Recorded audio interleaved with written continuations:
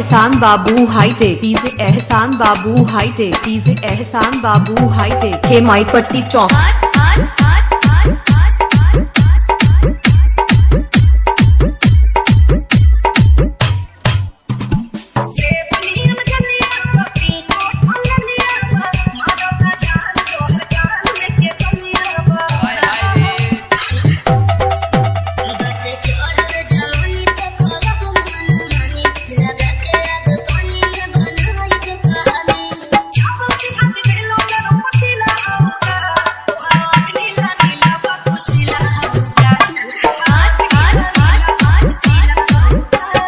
DJ एहसान बाबू hi tech, DJ एहसान बाबू हाईटेक, डीजे एहसान बाबू हाईटेक, खेमाई पट्टी चौक।